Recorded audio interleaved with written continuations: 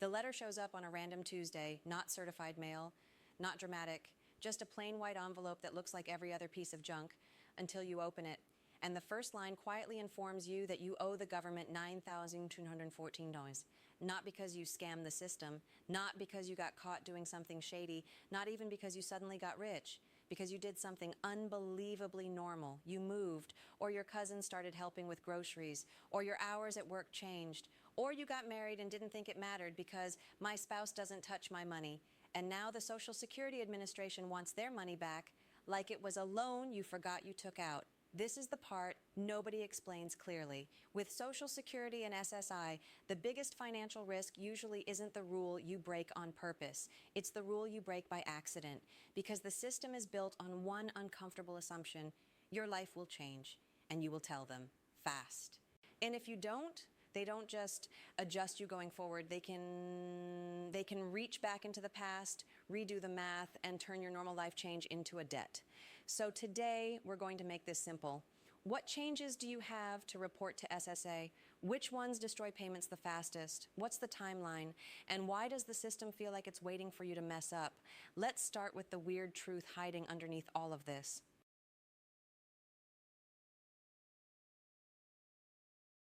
SSA doesn't watch your life. They don't know you got a roommate. They don't know your aunt started paying your phone bill. They don't know your boss moved you from 20 hours a week to 28.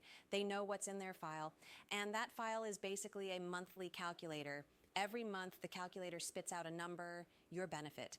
And it uses inputs like income, living situation, marital status, resources, where you live, whether you're in the country, whether you're incarcerated, whether someone moved in, whether you started or stopped work.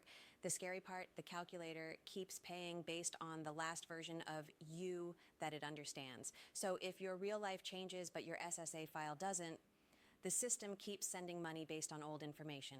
That's how overpayments are born, not as some dramatic fraud story, as a lag, a delay between reality and paperwork. And when SSA eventually catches the lag through a redetermination, a data match, a wage report, a mail notice, an office visit, a random review, then the calculator doesn't just shrug. It reruns the old months. It says, if we had known the truth back then, we would have paid you less. And the difference becomes a bill. That's the hidden mechanism, not your benefits got cut. More like your benefits were temporarily wrong, and now the past is being corrected, so the whole game is preventing that lag. Which brings us to the question everyone asks too late. Okay, now, what exactly counts as a change I must report? Think of it like 4 big buckets: money, home, family, and what I'll call paperwork reality. And depending on whether you're on SSI, SSDI, or retirement survivors benefits, the exact impact changes. But the categories are shockingly consistent.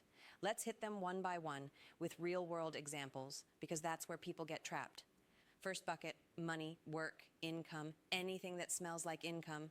This is the obvious one, and also the one people still get wrong, because income isn't just a paycheck, it's wages, yes, but also child support, unemployment, a pension starting, workers' comp, cash someone hands you, lottery or gambling winnings, self-employment income, a change in hours, a change in pay rate. Here's where the system gets quietly ruthless. It doesn't care if the change is permanent. It cares that the change happened. A temporary seasonal job, 2 extra shifts in December, 1 month of unemployment, a small side gig that barely makes anything. Those are still inputs. And if you're on SSI and working, wage reporting has its own deadline rhythm. You're not reporting sometime later when you remember. You're reporting monthly wages quickly, often by the beginning of the next month.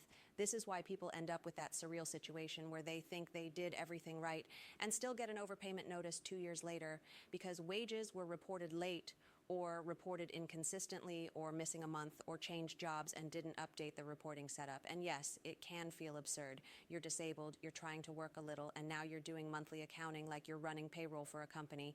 Welcome to the machine. Second bucket, home. Where you live, who you live with, who pays for what. This is the one that blindsides people because it doesn't feel financial. It feels personal. You move to a new place, you change your mailing address, someone moves in, someone moves out, you start living with a spouse. You start staying with family. You leave the United States for an extended period. And then there's the sneaky one, help with living expenses. If someone starts paying your rent or covering your utilities or consistently buying your groceries, or you move in somewhere and you're not paying your fair share, that can matter, especially for SSI, because SSI is extremely sensitive to support and living arrangements. People hear income and think cash, but the system often cares about value. If your friend is basically subsidizing your life, the calculator may treat that like support that affects the benefit amount. And this is where the irony gets painful. A lot of people move in with family because they're struggling. They're trying to survive. And the system can interpret that survival move as a reason to pay less, not because it's evil, because the formula is designed that way. Third bucket, family status, marriage, divorce, death, kids, household changes. If you get married, report it. If you get divorced, report it. If a spouse dies, report it. If someone in your household dies, report it.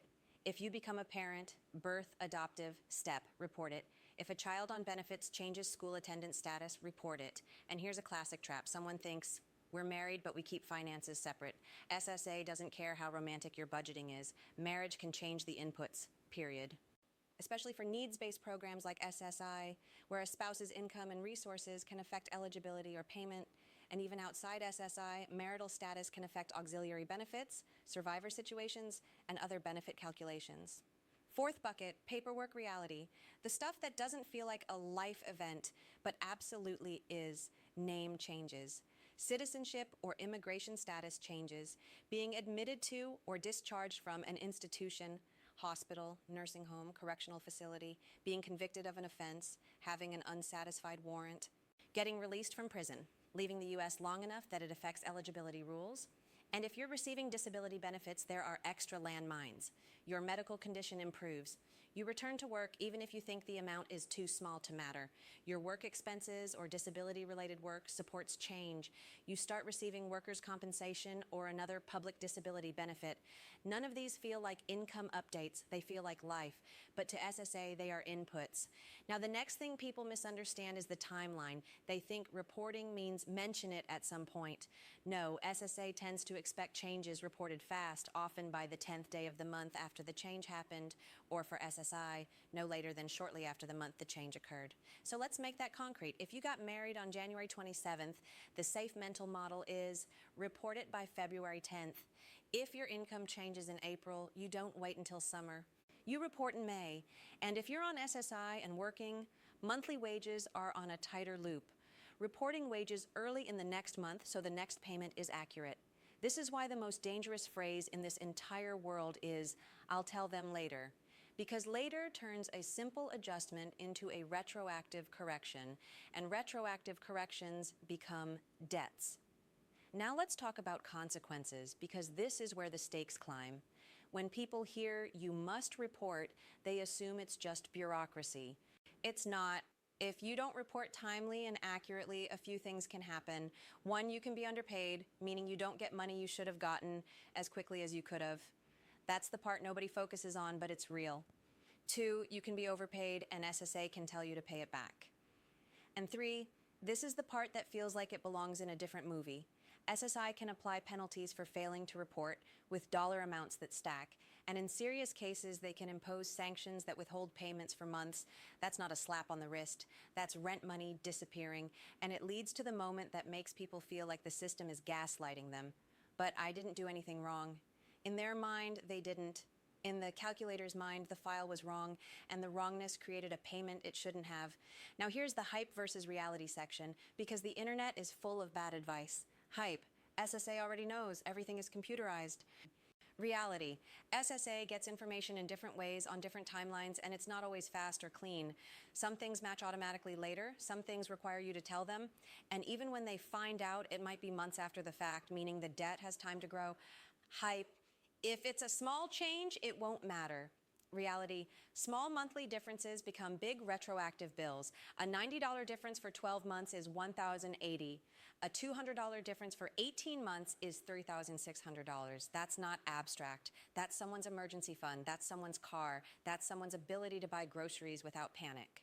That's not abstract. That's someone's emergency fund. That's someone's car. That's someone's ability to buy groceries without panic.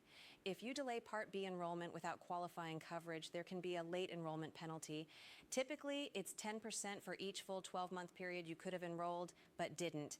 And it can last as long as you have Part B, so the system doesn't just charge you, it remembers now zoom out.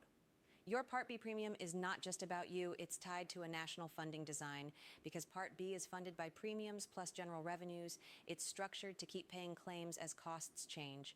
When costs rise, the program adjusts, premiums rise, general revenue contributions rise, which means the system can keep running. But your household budget feels the adjustment first, as a deduction, and that's why this topic keeps getting louder every year. Not because Part B suddenly appeared, because more of your raise has to compete with it. So the question isn't only why. That's exactly why proof matters, and why following up matters if the change is major and your payments look wrong. Now let's zoom out for a second, because this is bigger than a checklist. SSA is trying to do two conflicting things at once: pay millions of people on time every month, and also calculate benefits based on lives that don't sit still, lives that change weekly. Jobs start, jobs end, people move, people get sick, people recover a bit, people lose someone, people get help from family, people lose help from family. The system is built on self-reporting because it has to be, but self-reporting creates traps because human beings don't think in by the 10th of next month timelines. They think in, I'll handle it when I can breathe. And that gap between the way humans live and the way the calculator works is where overpayments are born. So here's the question I want to leave you with.